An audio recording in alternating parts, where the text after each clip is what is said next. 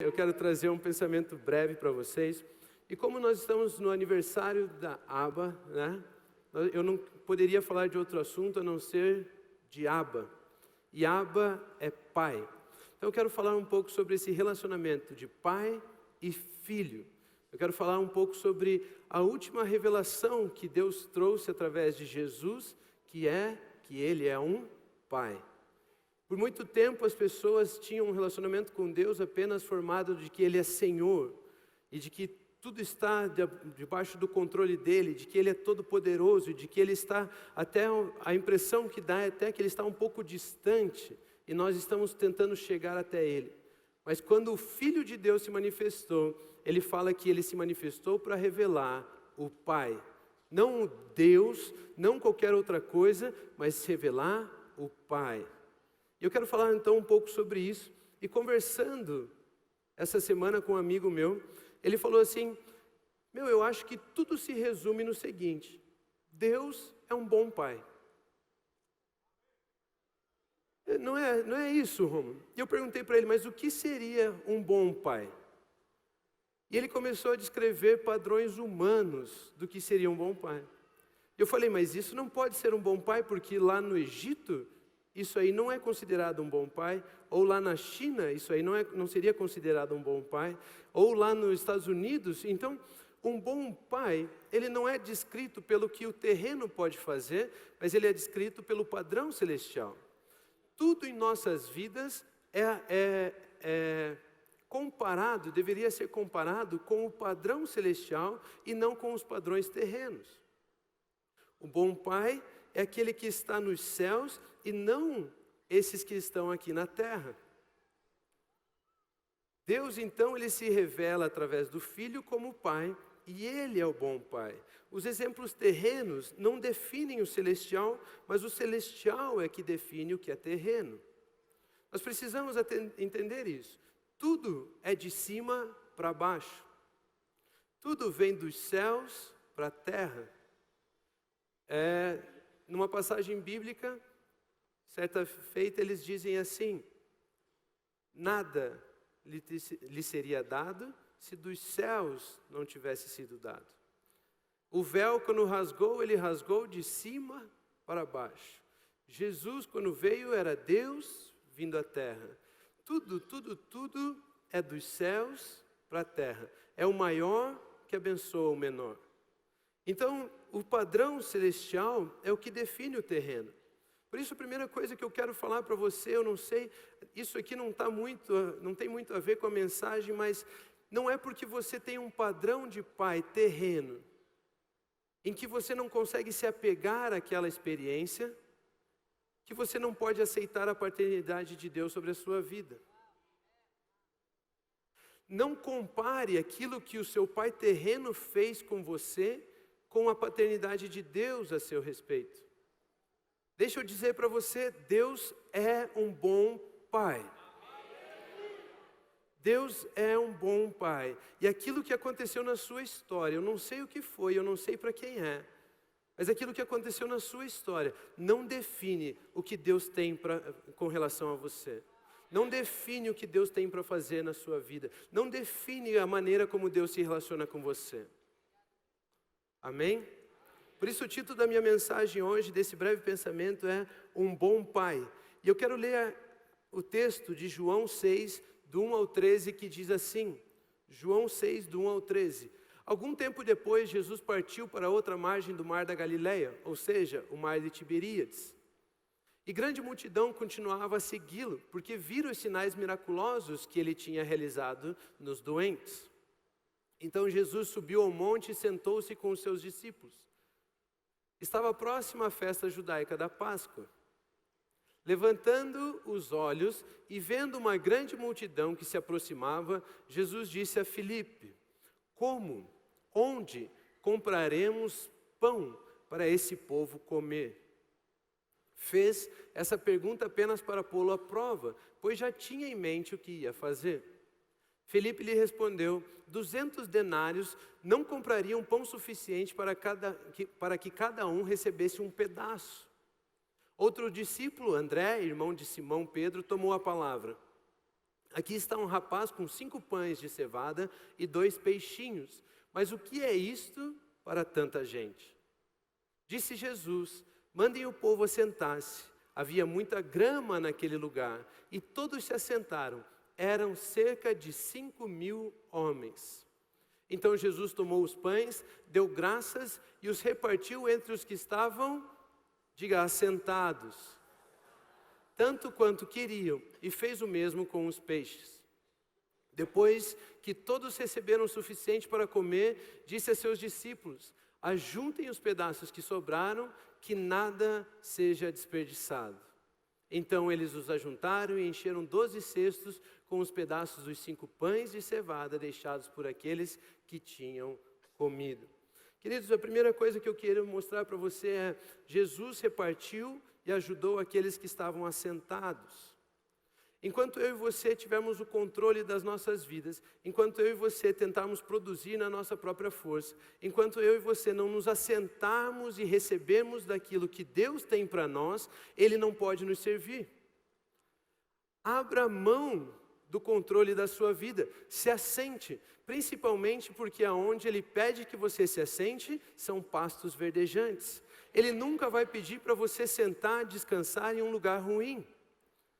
Deus sempre vai ter o melhor para você, mas para que Ele possa servi-lo, Ele precisa que você deixe de tentar produzir por você mesmo, de tentar resolver as coisas na sua força, de achar que você é quem tem a capacidade, e entregue o controle, deixe e permita com que Ele sirva você.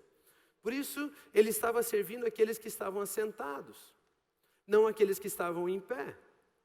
Ele estava servindo aqueles que estavam dispostos a receber dele, e não aqueles que estavam querendo fazer algo para ele.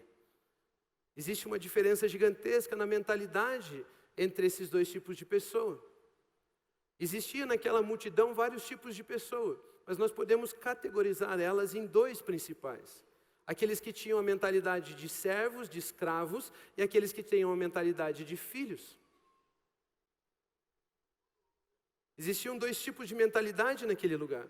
A religião, ela é baseada no medo e na falta. É um pensamento escravo. E imagina que Deus é algo distante. Deus é algo que eu preciso conquistar o favor dEle. É algo que eu preciso conquistar o amor dEle. Eu preciso fazer para merecer algo dEle. Baseado no meu medo e na falta.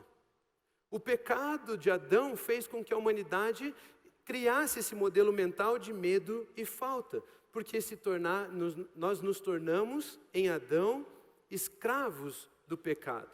O único modelo mental que nós tínhamos era de escravos, é baseado naquilo que fazemos. A pergunta do escravo é: o que o Senhor Deus pode me oferecer que é melhor do que o Senhor pecado?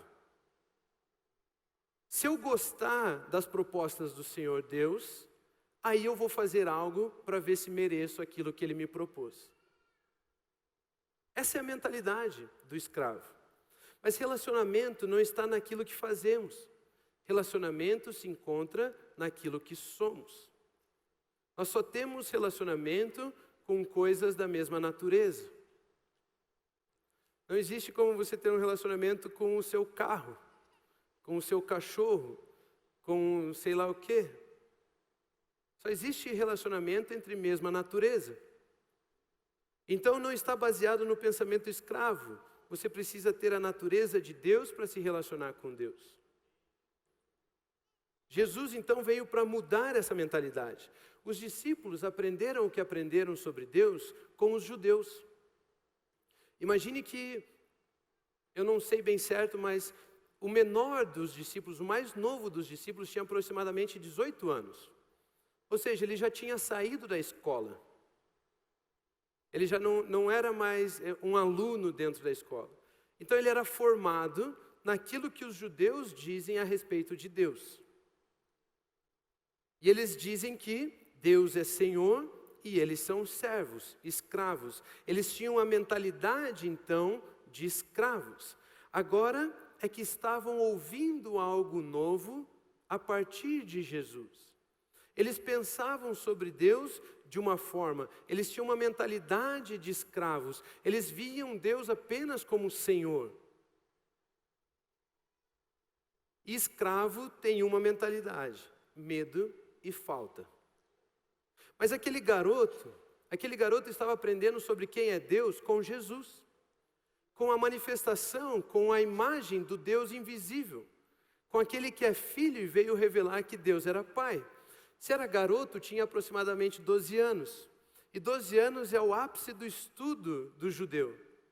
Ali que ele, também não me lembro, eu não sou muito bom na cultura lá deles, mas é com 12 anos que eles decidem se ele vira ele vai para os estudos da lei, ou se ele sai dali e ele vai estudar outra coisa, porque vai virar pescador, vai virar carpinteiro, ou vai virar um fariseu, vai virar um mestre da lei, vai virar alguma coisa assim. É com 12 anos. E aquele garoto, então, ele estava matando aula para ouvir Jesus. Ele não queria ouvir o que os judeus tinham para falar a respeito de Deus, porque ele queria ver quem Deus era através de Jesus. Ele estava aprendendo sobre quem Deus é em Cristo. Ele tinha uns 12 anos e a sua mentalidade já estava sendo formada apenas pela imagem do Deus invisível, Jesus. Aquele garoto via Deus como pai e não como senhor de escravos. Aquele garoto, ele não estava tentando mudar de senhor, ele estava reconhecendo que Deus era pai. Felipe e André tinham medo e falta. Medo de perder o dinheiro. A Bíblia não diz que eles não tinham 200 denários para alimentar a multidão. A Bíblia está mostrando que ele não queria gastar 200 denários para alimentar a multidão. Eu vou gastar o meu dinheiro e aí no que eu fizer não vai ser suficiente. Então não vale a pena gastar. Isso é medo.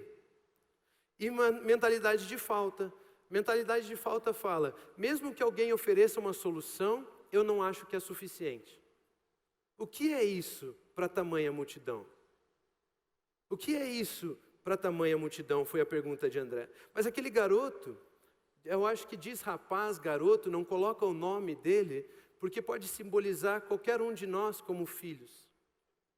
Aquele garoto, ele estava aprendendo com Jesus e ele tinha a convicção de que era amado e por isso era generoso, por saber que pode depositar tudo nas mãos de Jesus. A mentalidade do filho é a mentalidade de quem é amado e de quem sabe que é abundante. Aquele garoto estava aprendendo com Jesus, enquanto os discípulos tinham aprendido com a religião. Mas Jesus veio para revelar que somos filhos. Jesus veio para revelar que somos filhos. Quando Jesus pega, ele recebe os pães e os 2 peixinhos nas suas mãos. Quando ele pega aquilo nas suas mãos, ele olha para os céus e agradece. Por quê? Por que ele não agradeceu ao garoto? Por que foi só quando ele olhou para os céus que ele agradeceu? O que ele viu quando ele olhou para cima que fez com que nele gerasse gratidão? Porque se ele estivesse sendo grato pelos 5 pães que o menino depositou nas mãos dele, ele agradeceria ao garoto, não é mesmo? Mas quando ele olha para os céus, o que foi que ele viu nos céus para que ele pudesse agradecer? Quando ele viu os céus abertos, ele lembrou de uma outra história que ele conta. O que ele viu nos céus foi a casa do Pai. O que ele viu nos céus foi a casa do Pai. E nós podemos entender que nesse ano estamos entrando no ano dos céus abertos. Nós estamos declarando que é um ano de céus abertos, que os céus foram abertos em Cristo Jesus, que não existe céu de bronze sobre as nossas vidas, que não existe separação entre nós e Deus pela obra de Jesus Cristo. Ele é o vivo, Ele é o novo caminho, nós não estamos distantes, os céus estão abertos, ou seja, nós temos acesso à casa do Pai. Significa que nós vamos usufruir da casa do Pai, nós vamos viver o que a casa do Pai tem para nos oferecer, nós vamos usufruir de um relacionamento com o Pai. É ano de céus abertos, é ano de nos assentarmos em pastagens verdejantes, em pastagens verdes e recebemos aquilo que Deus já depositou, Deus tem para dar para nós. É ano de céus abertos. Jesus agradece, pois vê a casa do Pai e Ele lembra da história do filho pródigo. Eu vou fazer uma aplicação aqui, né? Ele lembra da história do filho pródigo. Por quê? Porque ele olha o cenário. Aqui existem servos, os discípulos tinham mente de servos. Aqui existem servos, aqui existe um garoto que pensa como filho, e aqui existe pão. E aí ele lembra da história do filho pródigo. Em Lucas 15, versículo 17, diz assim: caindo em si, ele disse: quantos empregados, quantos servos de meu pai têm comida de sobra, e eu aqui morrendo de fome. Quando eu consigo imaginar Jesus olhando para cima, vendo a casa do pai, imaginando o cenário que estava na frente dele, ele pensa assim: na casa do pai, a comida sobra. Ele consigo imaginar um sorriso nos olhos dele, um sorriso na expressão facial dele, um sorriso nos seus lábios. Jesus é aquele que veio trazer o céu na terra. É Ele que olha aquele padrão e Ele falava: dentro do que eu estou vendo aqui na minha frente, falta apenas uma coisa para essa situação ser igualzinha aos céus. O que é que faltava? Comida de sobra. Por isso ele tinha certeza que o milagre iria acontecer. A única coisa que estava fora do padrão celestial ali era a escassez de comida.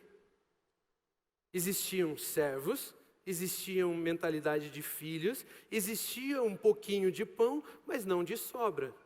Ele olha para os céus e jogo dos 7 erros. O que está faltando que não é igual lá? Comida de sobra.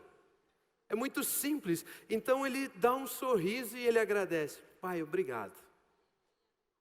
Obrigado, porque na sua casa qualquer um tem comida de sobra. E aí eles começam a distribuir. E diz que eles comeram o quanto eles queriam. O quanto quisessem eles podiam comer. E ainda assim sobrou. E aí o padrão da casa do pai se estabeleceu agora na vida daquelas pessoas. Jesus veio para revelar que Deus é Abba. Jesus veio para revelar que Deus é Pai. Se nós continuarmos lendo a história do filho pródigo, no capítulo 15 de Lucas, do versículo 18 ao 23, diz o seguinte: eu me porei a caminho e voltarei para meu pai, e lhe direi: pai, pequei contra o céu e contra ti, não sou digno de ser chamado teu filho, trata-me como um dos teus empregados. A seguir levantou-se e foi para o seu pai. Estando ainda longe, seu pai o viu e, cheio de compaixão, correu para o seu filho e o abraçou e beijou. O filho lhe disse: pai, pequei contra o céu e contra ti, não sou mais digno de ser chamado teu filho. Mas o pai disse a seus servos: depressa, tragam a melhor roupa e vistam nele, coloquem um anel em seu dedo e calçados em seus pés, tragam um novilho gordo e matem-no, vamos fazer uma festa e alegrar-nos. Queridos, o bom pai, ele revela quem são os filhos. O bom pai mostra quem são os filhos. Nessa história aqui, o filho estava pensando que o erro que ele cometeu faria com que o pai não quisesse mais vê-lo como filho, mas como escravo, como servo. Mas o pai revela que não, que o que ele sempre quis é ver você e chamar você de filho. Deus não está preocupado com o pecado.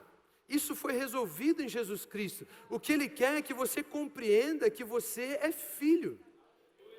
O que Ele quer é que você volte a entender que você é filho. O bom pai revela quem são os filhos. A história do filho pródigo, o pai acaba com a mentalidade de escravo que estava que estava dominando a mentalidade do seu filho.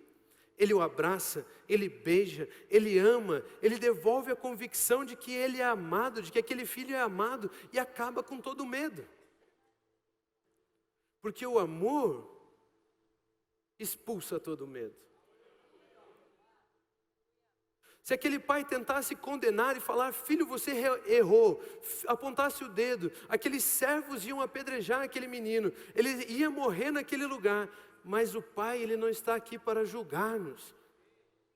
Ele revela o amor expulsando o medo, mostrando que você é filho. Não importa o que você faça, você não perde a sua posição de filho. Você foi gerado de Deus, você é filho. O DNA, o Espírito de Deus está em você, habita em você. Você é filho amado de Deus. Se o seu filho, que nasceu de você aqui natural, fizer algo que você não gosta, ele deixa de ser chamado seu filho? Por quê? Porque ele nasceu de você, ele tem a sua natureza, ele tem o seu DNA. E a Bíblia nos ensina que nós fomos gerados de Deus. Nós temos o Espírito de Deus em nós. Mas o pai também acaba com a mentalidade de falta. Quando ele está falando com o filho mais velho. Com o filho mais velho, ele acaba com a mentalidade de falta que os escravos tinham. E ele ensina ali a abundância. O filho mais novo, quando pede a herança para o pai, ele leva 40% da herança. Ele leva 40% daquilo que eles tinham. Por ele ser mais novo, tem também todo um contexto lá da época. E o filho mais velho, ele leva 60%. O filho mais novo leva 40% do que o pai tinha, e o filho mais velho leva 60% do que o pai tinha. Queridos, o que sobra para o pai?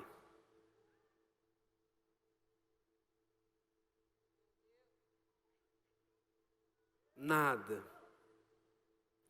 Deus é tão desapegado, mas tão desapegado ao ter, que a única coisa que Ele quer é ter um relacionamento com você. A única coisa que Deus deseja é ter os seus filhos na sua casa. A única coisa que Deus deseja é que você tenha um relacionamento com Ele, que você feche seus olhos em oração e de vez olhar e falar assim: Senhor Deus, distante, Criador dos céus e da terra, você possa olhar, fechar os seus olhos e dizer: Pai Celestial. Ele é tão desapegado do ter que Ele não fica com nada. Tudo que Ele quer é ter um relacionamento com você. O que era do Pai? Nada, a não ser aquilo que você permite que Ele administre. O filho mais velho desejou ficar na casa do pai, não foi embora. E o dinheiro então que era do filho mais velho, quem administrava era o próprio pai. Por isso ele diz: tudo que eu tenho é seu. Olha o que diz Lucas 15:31. Disse o pai: meu filho, você está sempre comigo, e tudo que eu tenho, tudo que tenho é seu. O pai não tinha mais nada. O pai só tinha aquilo que o filho colocou e depositou na mão dele para administração. Aquilo que o pai usufruía, aquilo que o pai administrava, não era dele, era do filho mais velho. Tudo que tenho é seu. Nós imaginamos ao contrário, eu não sei você, mas nós imaginamos que ele está falando o seguinte: você pode usar de qualquer uma das coisas que é minha. Não é essa a impressão? Mas o pai está falando: aquilo que eu uso é seu. Eu já te entreguei junto com Cristo todas as coisas. Ah, mas eu não prospero, eu não vejo isso se manifestando na minha vida, eu não vejo. Querido, se assente. Entregue nas mãos do Pai e deixe que Ele administre. O pai não quer nada, apenas um relacionamento com os filhos. Filho é aquele que sabe que só usufrui das coisas com o pai. Filho é aquele que sabe que não tem capacidade, por isso deposita tudo que tem nas mãos de Deus, do pai. Não existe capacidade fora do caminho que é Jesus. O garoto sabia que não existe caminho até o pai que não seja Jesus. Por isso entrega o que tem para ser administrado por ele. A capacidade de Deus, a capacidade de administração, a capacidade de multiplicação, a capacidade de crescimento depende do pai. Quer crescer? Deposite a sua vida nas mãos do pai. Quer que a sua empresa cresça? Deposite a sua empresa nas mãos do pai. Permita que ele administre os seus negócios. Fique apenas com a parte da distribuição dos pães. O milagre aconteceu nas suas mãos, nas mãos dos discípulos. Mas a administração do que estava acontecendo A distribuição do que estava acontecendo estava nas mãos de Jesus. O crescimento depende do Pai. Usufruir depende de você. Deus, eu quero dizer o seguinte, eu vou encerrar. Somos filhos e não escravos. Deus é Pai e não Senhor de escravos. Ele quer ter um relacionamento com você. Não existe nada que você possa dar que é necessidade do Pai. Tudo que você colocar na mão dele, ele vai fazer que volte para você. Tudo que você depositar nos braços dele, ele vai fazer com que volte para você. Filho, mentalidade de filho.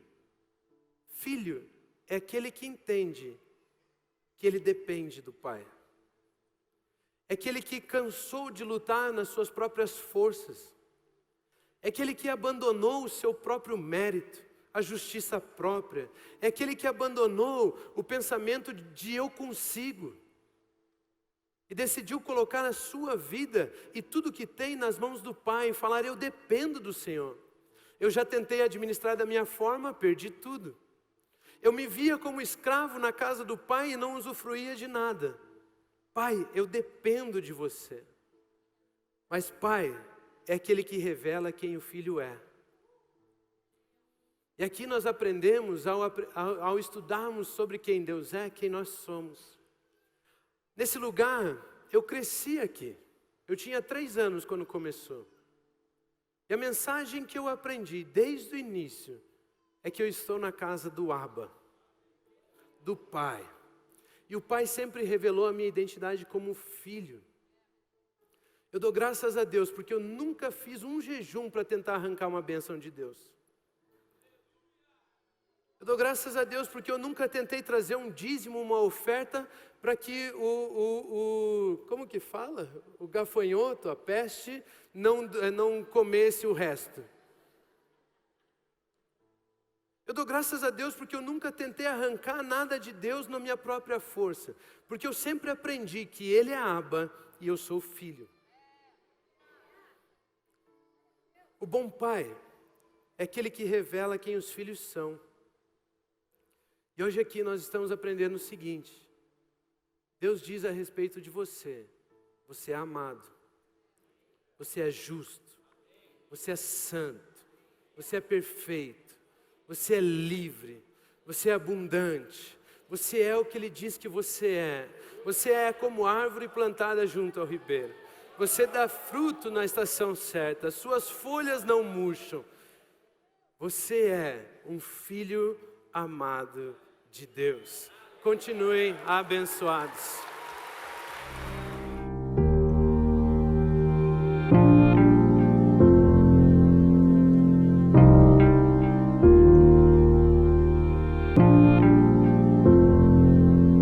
Não tem nada a ver com o que temos ou com o que fazemos, tem a ver com o que somos. A mesma vida que Jesus tem, a mesmíssima, a mesma natureza, a mesma essência, a mesma vida, a vida incriada, o Zoe, a vida eterna, a mesma vida, Deus colocou dentro de você. E você avança com absoluta certeza e segurança, porque você sabe quem você é. E quando você sabe quem você é, e quando você é maravilhoso. Como é bom